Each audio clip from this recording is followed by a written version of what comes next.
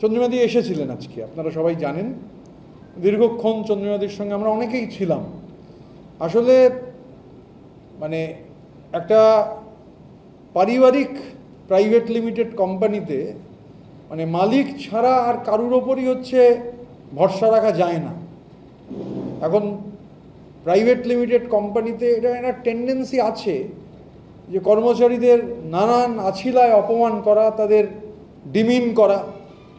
তো আমি যতটুকু যা দেখেছি, বুঝেছি, শুনেছি, যে চন্দ্রিমা ভট্টাচার্য তিনি বারবার বলেছেন যে তার আনুগত্য নিয়ে প্রশ্ন উঠেছে। তো আসলে তো সেই প্রাইভেট লিমিটেড কোম্পানি, আমরা সবাই তার কর্মচারী। এই যে মাইন্ডসেট, তো আর সেই মাইন্ডসেট চন্দ্রিমা ভট্টাচার্য যা বলেছেন সেটা ক্লিয়ার, একদম খুব লাউড অ্যান্ড ক্লিয়ার উনি যেটা বলেছেন। অনেকক্ষণ আমরাও শুনলাম। উনি আরও রাজ্য বাজেট সংক্রান্ত, অতীতের রাজ্য বাজেট, সেগুলো নিয়েও বলেছেন। তো চন্দ্রিমাদি দীর্ঘদিনের রাজনীতিবিদ, একাধিকবারের বিধায়ক, মন্ত্রী। সকালবেলা পদত্যাগ করা পর্যন্ত মমতা বন্দ্যোপাধ্যায় ঘোষিত যে কমিটি, সেই কমিটির রাজ্যের সভানেত্রী ছিলেন, যদিও এখন বলা হচ্ছে অস্থায়ী সভানেত্রী। তো যাই হোক, সেটা যারা বলছেন তাদের প্রেরোগেটিভ। আমি শুধু আমার বিনীত অনুরোধ আপনাদের মাধ্যমে, যে যারই নাম ঘোষণা করছেন একটু খোঁজ নিয়ে করুন। মানে এই যে বারবার মুখ পুড়ছে, এটা ভালো নয়। মালাদির নাম ঘোষণা হলো, সায়নীর নাম ঘোষণা হলো, তারা অন্যত্র চলে গেলেন। চন্দ্রিমা ভট্টাচার্য, তার নাম ঘোষণা করেছিলেন, তিনি 1 মাস তো সভানেত্রীর ভূমিকা পালন করলেন এবং প্রতিদিনই তিনি অফিস করতেন। তো তিনি আজকে পদত্যাগ করলেন। ন্যাশনাল ওয়ার্কিং কমিটির একাধিক সদস্য পদত্যাগ করেছেন। জেলার সভাপতি ঘোষণা করেছেন। ঘোষণা করার যখন ঘোষণা করছেন আমাদের সঙ্গে বসে আছেন।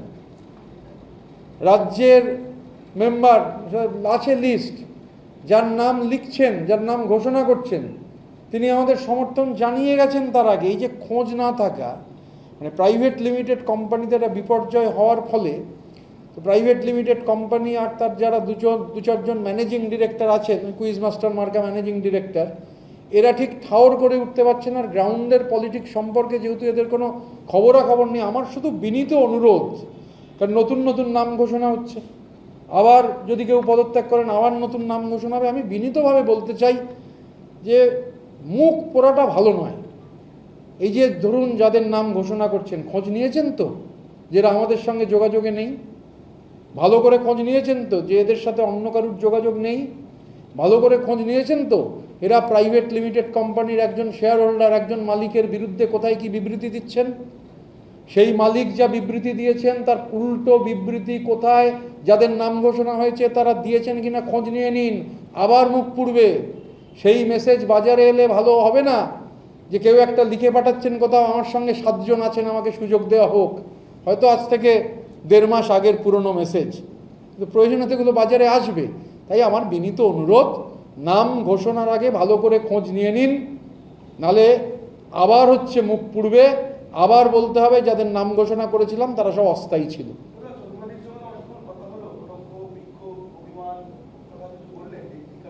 প্রথম কথা, যেহেতু এটা একটা মানে personal interrogation with a collective,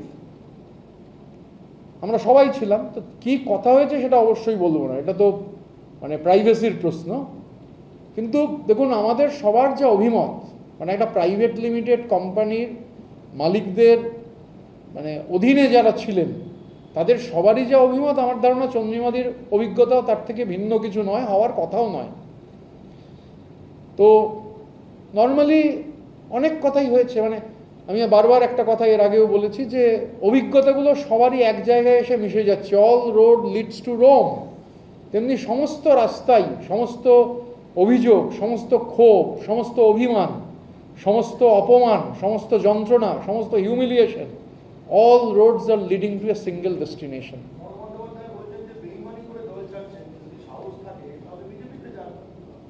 আচ্ছা, আমার শুধু একটা কথা বলার, ধরুন ইন্ট্রোস্পেকশন বলে তো একটা ইংরেজিতে কথা আছে। আচ্ছা ধরুন এত লোক বেঈমান, শুরু হয়েছিল তো আমাকে আর সন্দীপনকে দিয়ে, তারপর যে যাকেই দেখছেন তাকেই তো একটা মিউনিসিপ্যালিটির একজন মিউনিসিপ্যালিটির চেয়ারম্যান এসে বসেছিলেন, হয়তো এখনো খবর পৌঁছয়নি, প্রাইভেট লিমিটেড কোম্পানির মালিকরা খবর পাননি, পেলে একটু বাদেই সেখানে লেখা শুরু হবে ও বেঈমান। আমরা বলছি যে ঠক বাজতে গিয়ে গা উজাড় হয়ে যায়, একটা কথা আছে না বাংলায়। এই বেঈমান খুঁজতে খুঁজতে হচ্ছে, তারপর যদি হাতে খালি পেন্সিল থাকে, মানে আপনি বেঈমান খুঁজে বেড়াচ্ছেন দূরবীন দিয়ে, এরপরে মানে সবাই তো বেঈমান। আচ্ছা, বেঈমানির কথা বলতে হলে বা বেঈমানি গদ্দারি কথা বলতে হলে একটা রাজনৈতিক দল থেকে অন্য রাজনৈতিক দলে যাওয়ার ব্যাপার হলে, তো এই যে তৃণমূল কংগ্রেস তৈরি হয়েছে, তৃণমূল কংগ্রেস তৈরি হওয়ার আগে যারা তৃণমূল কংগ্রেস তৈরি করেছেন তারা তো কংগ্রেস করতেন। এই যে কথা হচ্ছে, একজন বলছিলেন, শুনছিলাম যে চন্দ্রিমা ভট্টাচার্যকে সব দেওয়া হয়েছে। আমরা যদি বলি যারা তৃণমূল কংগ্রেস তৈরি করেছিলেন, রাজীব গান্ধী তাদের সব দিয়েছিলেন। সুতরাং একটা ইংরাজিতে খুবই বিখ্যাত প্রবাদ বাক্য, people in glass houses must not throw Stones.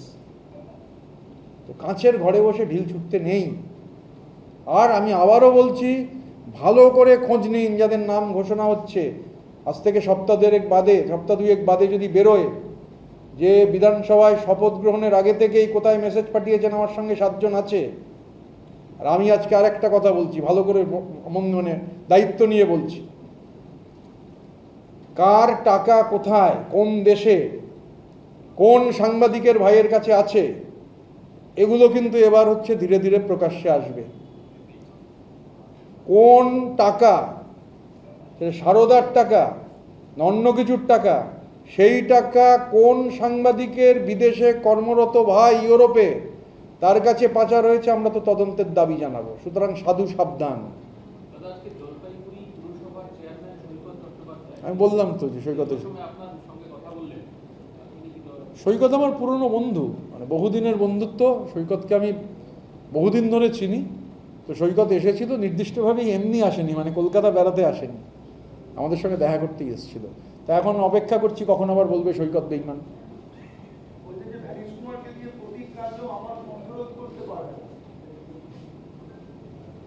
আসলে ধরুন, নির্বাচন কমিশন একটা অ্যাপেক্স বডি। নির্বাচন কমিশনার বা মুখ্য নির্বাচন কমিশনার বা অন্য 2 জন নির্বাচন কমিশনার, তাদের চেয়ারগুলো হচ্ছে প্রাতিষ্ঠানিক পোস্ট। মানুষ পাল্টে যান কিন্তু চেয়ারের গুরুত্ব কমে না। আপনি নির্বাচন কমিশনে গেলে যে ঘরটায় নির্বাচন কমিশনের ফুল বেঞ্চ সবাইকে মিট করে, সেটা একজন জ্যোতির্ময় বাঙালি, মানে যিনি না থাকলে আজকে আমাদের দেশের নির্বাচন, মানে আমাদের দেশের নির্বাচন করার প্রাণ পুরুষ সুকুমার সেন, তার নামে নামাঙ্কিত। তো জ্ঞানেশ কুমার যে চেয়ারে বসেন, ওটাই সুকুমার সেন বসতেন। তো ওটা একটা চেয়ার।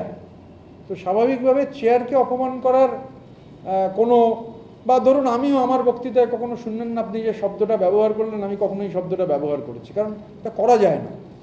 এটা অ্যাপেক্স বডি নির্বাচন কমিশন।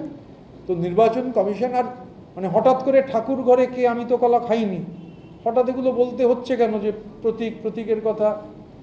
ভরসা রাখুন না নির্বাচন কমিশনের ওপর, অ্যাপেক্স বডির ওপর তো ভরসা রাখতে হবে। দেশের তো একটা কাঠামো আছে, আইন আছে, সংবিধান আছে, অ্যাপেক্স বডির ওপর ভরসা রাখতে হবে। আমরা ভরসা রাখছি। আমাদের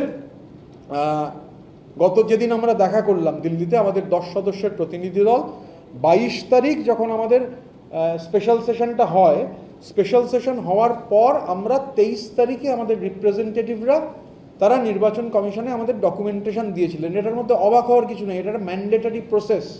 কোনো পার্টির কনফারেন্স, কোনো পার্টির পার্টি কংগ্রেস, কোনো পার্টির ন্যাশনাল কনফারেন্স, কোনো পার্টির স্পেশাল সেশন, এগুলো হলেই নিয়ম হচ্ছে নির্বাচন কমিশনকে লিখিতভাবে জানাতে হবে, ইন্টিমেট করতে হবে।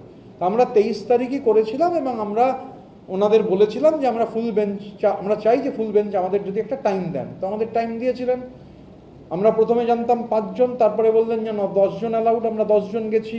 আমরা যা লিখিতভাবে জানিয়েছিলাম সেটাই আবার জানিয়েছি। এটাই দস্তুর, মানে মগের মুলুক নয়, কিন্তু আমাদের দেশ যেহেতু পৃথিবীর বৃহত্তম গণতন্ত্র যে সিস্টেম আছে, সিস্টেমে এটাই দস্তুর, আমরা সেটা করেছি। এবং আমার ফ্লাইট রাত্রিবেলা ছিল একটু পরের দিকে। তো আমি দিল্লিতে থাকাকালীনই, তখনও আমি বেরোইনি, মানে আমার এয়ারপোর্টের দিকে রওনা হয়নি, আমি 2টো মেল পাই। 2nd জুলাই 2026 7:22 একটা মেল আসে, আর 7:23 একটা মেল আসে। সেই মেল অবশ্যই ব্রিচ অফ প্রিভিলেজ হবে বলে আমি দেখাবো না, কিন্তু টাইম বলে দিচ্ছি, 7:22 আর 7:23 সন্ধ্যেবেলা। মমতা বন্দ্যোপাধ্যায়কে একটা চিঠি দেওয়া হয়েছে আমাদের। সেই চিঠিতেই আমাদের যে রেজিস্টার্ড ঠিকানা, সেই রেজিস্টার্ড ঠিকানায় আমার নামে সেখানে সেই চিঠির কপি আমাকে দেওয়া হয়েছে। আর আমাকে যে কপিটা দেওয়া হয়েছে সেটারও, আমাকে যে চিঠিটা দেওয়া হয়েছে তার কপি মমতা বন্দ্যোপাধ্যায়কে পাঠানো হয়েছে। বাজারে এই যারা সারাদিন বুলি আওড়ান তারা সেদিন কপচেছিলেন যে কোনো চিঠি পাওয়া যায়নি। তা আজকে শুনছি বলছেন কোনো মিডিয়াকে ভুল বুঝিয়ে বলা হয়েছে নির্বাচন কমিশন আজকে চিঠি দিচ্ছেন। নির্জলা মিথ্যে কথা, প্যাথোলজিক্যাল লাই।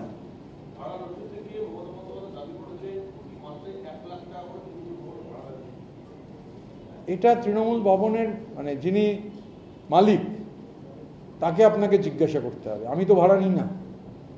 তৃণমূল ভবনের মালিক তাদের যা বক্তব্য সেটা ক্লিয়ারলি বলে দিয়েছেন। এবং একাধিক রুম কিন্তু জানবেন যে তৃণমূল মানে অলরেডি তারা নিয়েছেন একাধিক ঘর, আমার কাছে যা খবর আছে। দোতলা তিনতলায় একাধিক রুম তারা ইতিমধ্যেই নিয়েছেন। তো এটা আপনাকে মালিককে জিজ্ঞাসা করতে হবে। তো এই বিষয়ে কে কাকে ভাড়া দিয়েছে, এখন এই ভাড়ার টাকা ওটা কয়লার টাকা, বালির টাকা, গরুর টাকা, ডোলোমাইটের টাকা, ডায়মন্ড হারবার এফসির টাকা, ডেরেক ওব্রায়েন অ্যাসোসিয়েটসের টাকা, মানি লন্ডারিংয়ের টাকা কিনা, এ তো তদন্ত সাপেক্ষ, তদন্ত হলে বেরোবে।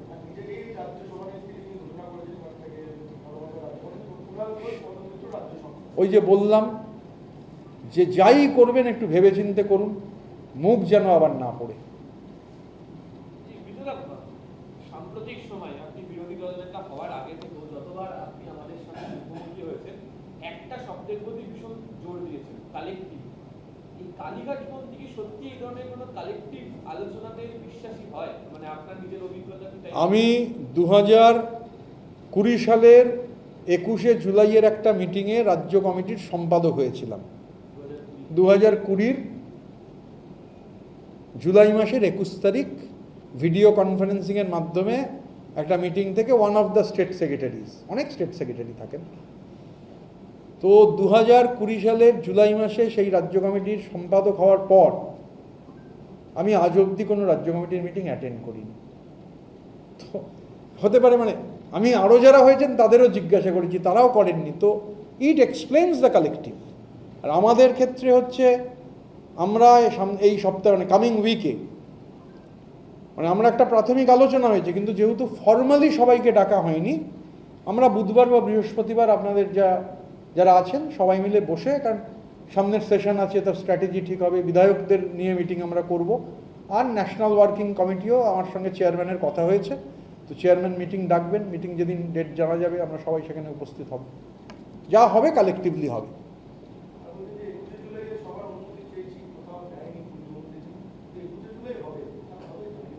দেখুন সেটা নিয়ে আমি কি করে, উনি কোথায় করবেন সেটা ওনাদের প্রেরোগেটিভ, আমরা কোথায় করব সেটা আমাদের প্রেরোগেটিভ, আমরা জানিয়ে দেবো আলোচনা করে।